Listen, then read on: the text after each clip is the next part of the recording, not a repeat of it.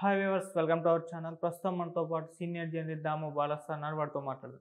నమస్కారం సార్. నమస్తే. Sir, Bigg Boss 7 final winner Pallavi ప్రశాంత్ని పోలీసులు అయితే అదుపులోకి తీసుకున్నారు మొన్న జరిగిన గొడవ కారణంగా. సో అతనితో పాటు అతని బ్రదర్ని కూడా మరి చెంచల్ కూడా జైలుకి 14 రోజుల పాటు రిమాండ్కి అయితే విధించారు. మరి ఏం జరగచ్చు అంటారు? దీనిపై మీ ఒపీనియన్ సార్? నిన్నంతా హైడ్రామా నడిచింది యాక్చువల్గా. పల్లవి ప్రశాంత్ అజ్ఞాతంలోకి వెళ్ళాడని 3 టీమ్స్ తిరుగుతున్నాయని ఇలాంటి వార్తలంతా వచ్చాయి. బట్ దానికి సమాధానంగా పల్లవి ప్రశాంత్ ఒక వీడియో కూడా పెట్టాడు. ఆ వీడియోలో అయ్యప్ప స్వాములు కూడా ఉన్నారు. సో వాళ్ళు మేమంతా ఇక్కడే ఉన్నాము, ఎక్కడికి వెళ్ళలేదు, పూజలు చేసుకుంటున్నాము. సో నేను పారిపోవాల్సిన అవసరం లేదు, నేనేం తప్పు చేయలేదు, నేను రైతు బిడ్డని అని మాట్లాడుతున్నాడు పల్లవి ప్రశాంత్. ఒక అయ్యప్ప స్వామి వాళ్ళ ఫ్రెండ్ ఒక ఆయన కూడా మాట్లాడారు.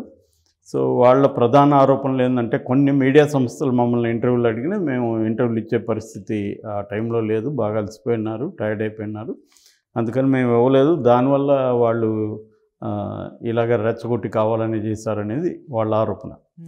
కానీ మనం పోలీసులు చెప్తున్నది ఏంటంటే అదంతా లేదు, అతను క్లియర్గా మేము ఆ రోజు ఏం జరిగిందనేదాన్ని కొన్ని వీడియోలు కూడా పోలీసులు బయటపెట్టారు. ఆ వీడియోలో ఒక వీడియోలో క్లియర్గా ఏముందంటే, డిఎస్పీ స్థాయి అధికారి, అంటే మామూలుగా జిల్లా అయితే జిల్లా ఎస్పీ స్థాయి అధికారి, ఆయన ఐపీఎస్, ఆయన రిక్వెస్టింగ్ అని చెబుతున్నాడు, ఇట్లా ఇట్లా వెళ్ళకండి మీరు, వెనక్ గేట్ నుంచి వెళ్ళండి అని.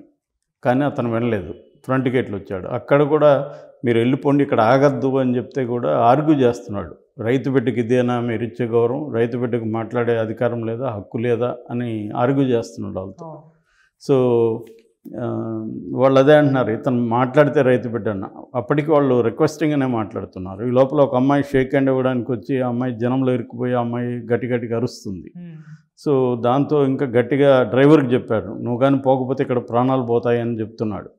సో ఇలాగా వాళ్ళు చాలా బ్రతిమలాడినా కూడా ఇతను కావాలని నేను రైతు బిడ్డ అది ఇది అని చెప్తూ ఈ అభిమానులని గుమ్కూడించుకొని అతనే చేశాడు, ఇది కావాలనే చేశాడు అతను అనేది పోలీసులు చెప్తున్నది. దానివల్ల ఏమైంది, 6 ఆర్టీసీ బస్సులు ధ్వంసం చేశారు.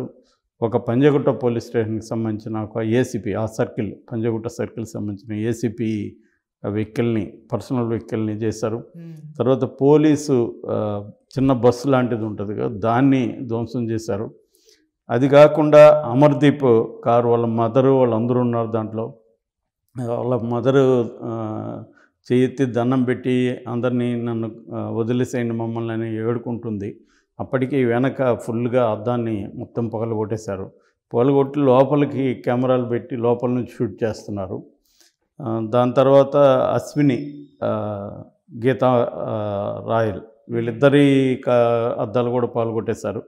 గీతా రాయల్ అయితే వాళ్ళ ఫాదరు హాస్పిటలైజ్ అయినాడని ఫోన్ వస్తే తను వెళ్ళడానికి ట్రై చేస్తుంటే తమ్ముడు ఉన్నాడు, పక్కన ఎవరు లేరు. అమ్మాయిని చాలా భయభ్రాంతానికి గురి చేశారు. సో ఇది కానీ అలో చేస్తే మళ్ళీ ఇలాంటివి జరుగుతాయి. ఇది క్లియర్గా అయితే ఇతను చెప్పిన మాట పోలీసులు ఒక డీసీపీ స్థాయి అధికారి చెప్పినా కూడా, రిక్వెస్ట్ చేస్తున్నా కూడా పరిస్థితిని అర్థం చేసుకొని వెళ్ళిపోకుండా ఈ సెలబ్రిటీ స్టేటస్ని ఎంజాయ్ చేయడానికి, అభిమానులని ఇది చేయడానికి చేస్తున్నారు. అసలు అభిమానులు కూడా వాళ్ళు వాలంటరీగా వచ్చిన అభిమానులు కాదు. అసలు ఇతనికి అభిమానులు ఉండడానికి ఇతను ఏమన్నా స్టార్ హీరోనా? స్టార్ హీరోలకే ఎప్పుడు ఇలాంటి గొడవలు జరగలేదు అనేది పోలీసులు చెప్తున్నారు.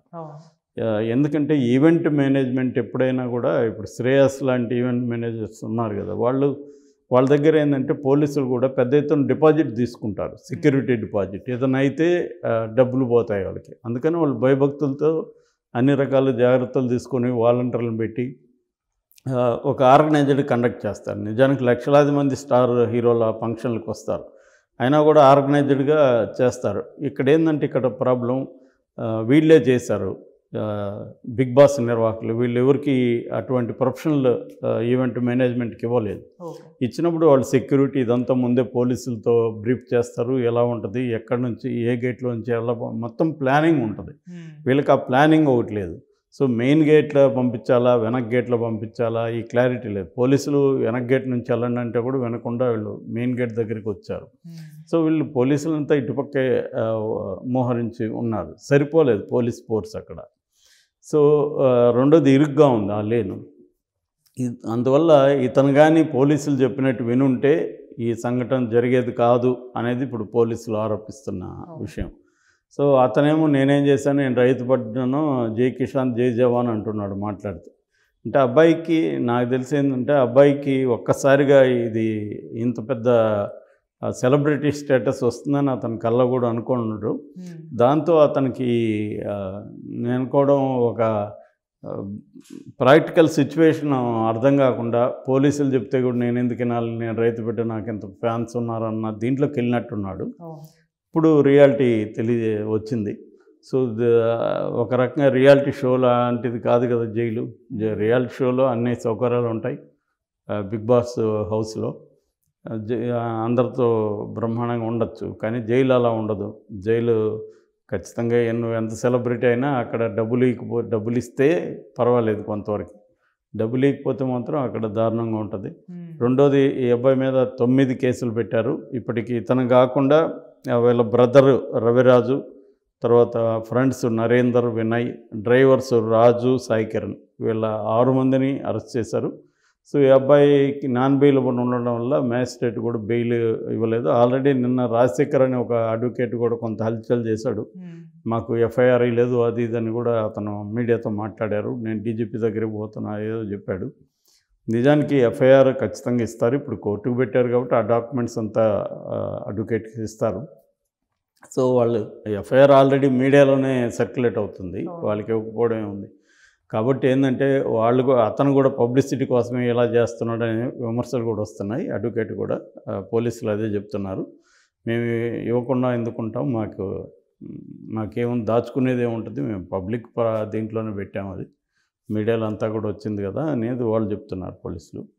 సో ఏదేమైనా ఇదేంటంటే ఒక పబ్లిసిటీ కోసం రకరకాల ఎత్తులేస్తున్నారు జనం ఇవాళ, దానివల్ల ఇబ్బందుల్లో కూడా పడుతున్నారు. ఈ పల్లవి ప్రశాంత్ కూడా అలాంటిదే అని చెప్పుకోవచ్చు మనం. ఎందుకంటే ఆ అబ్బాయికి ఎప్పటి నుంచో బిగ్ బాస్లో వెళ్ళాలని ఉంది. దాంతో ఒక పబ్లిసిటీ ఇది వచ్చేసింది అబ్బాయికి. వచ్చేసిన తర్వాత దాన్ని ఎలా డీల్ చేయాలనేది తెలియాలి. అక్కడే మెచ్యూరిటీ పనిచేస్తుంది. ఎప్పుడైనా మెచ్యూరిటీ ఏంటంటే సిచ్యువేషన్ అర్థం చేసుకోవడం. ఇప్పుడు ఒక డీసీపీ స్థాయి అధికారి చెప్తున్నప్పుడు ఆ అధికారి మాటని మన్నించి వెళ్ళాలి. ఎందుకంటే ఆయన కూడా ఎందుకు చెప్తున్నాడు, ఇక్కడ ఇష్యూస్ ఉన్నాయి, ప్రాణాలు పోయే పరిస్థితి ఉంది, రేపు పొద్దున ఏదైనా అయినా పోలీసులు వాళ్ళకే కదా ప్రాబ్లం అవుతుంది. ఆయన చెప్తూనే ఉన్నాడు. ఒక పక్క ఆ అమ్మాయి అరుస్తుంది జనంలో ఇరుక్కుపోయి. సో ఇలాంటి పరిస్థితి ఉన్నప్పుడు పోలీసులు ఏం చెప్తే అది చేసేసి ఉంటే ఈ అబ్బాయి ఈ ఇబ్బంది ఉండేది కాదు. సో ఇతను ఆర్గ్యూ చేస్తున్నాడు, రైతు బిడ్డ అంటున్నాడు. ఇక్కడ రైతు బిడ్డ నువ్వు రైతు బిడ్డ అని వాళ్ళు ఏమి హీనంగా డీల్ చేయట్లేదు. వాళ్ళకి అసలు చర్చ ఎందుకు వస్తుంది, రైతు బిడ్డ అనేది ఎందుకు వస్తుంది అంటే వాళ్ళని బెదిరించడానికి రైతు బిడ్డ మీద ఇలా చేస్తారా అని వాళ్ళని చేయడానికి ఇతను చేస్తున్నాడు. అంటే తెలివి కాకుండా అత్తెలివి అంటారు కదా, అటువంటి అత్తెలివి చూపించినట్టుగా మనం అర్థం చేసుకోవచ్చు ఈ పరిస్థితిని చూస్తే. దాని తర్వాత ఇప్పుడు అందరికీ ఇబ్బందే కదా, వాళ్ళ అమ్మ బాగా ఏడుస్తుంది పాపం, వాళ్ళ నాన్న చేతులు జోడించి పోలీసులను అడుక్కుంటున్నాడు. కానీ ఇప్పుడు ఏమైందంటే నాన్ బెయిలబుల్కి ఇప్పుడు సజ్జనార్ కూడా సీరియస్గానే ఉన్నాడు. 6 వెహికల్స్ ఆర్టీసీ వెహికల్స్ ధ్వంసం చేయడం ఎలాంటి ఇది అని అతను, ఇది ఎలాంటి అభిమానం అని అతను ప్రశ్నిస్తున్నాడు. అందులో న్యాయం ఉంది. సో పబ్లిక్ ప్రాపర్టీస్ ఒకవైపు అయితే ఈ సెలబ్రిటీస్ని దాంట్లో పాల్గొన్న అమర్దీప్ లాంటి వాళ్ళని ఇచ్చేయడం, ఇదంతా ఏంటంటే బిగ్ బాస్ మీదనే విమర్శలు వస్తున్నాయి. బిగ్ బాస్ షోలో ఉండే కొన్ని ప్రాబ్లమ్స్ ఏంటంటే కావాలనే అభిమానుల్ని గ్రూప్స్ని తయారు చేయడం. అప్పుడు కూడా మనం చూసాం కౌశిక్ ఆర్మీ అని తయారయ్యి కౌశిక్ ఆర్మీ పెద్ద ఎత్తున వీధుల్లో ఊరేగింపులు కూడా చేసి చివరికి బాబు గోగినేని లాంటి వాళ్ళు కూడా గట్టిగా విమర్శించారు అప్పట్లో. సో అదేంటంటే కావాలనే వీళ్ళే ఒక క్యాంపెయిన్ చేయడానికి వీళ్ళే అలాంటి ఆర్మీని తయారు చేస్తున్నారు, గ్రూప్స్ని తయారు చేస్తున్నారు బిగ్ బాస్ వాళ్ళే అనేది బిగ్ బాస్ మీద విమర్శలు వస్తుంది. నాకు తెలిసి ఆల్రెడీ ఇప్పుడు నాగార్జున మీద కూడా కేసు వేశారు, రిట్ పిటిషన్ వేశారు హైకోర్టులో. సో అసలు బిగ్ బాస్కే ప్రమాదంలో పడే అవకాశం కనిపిస్తుంది ఈ సంఘటనతో.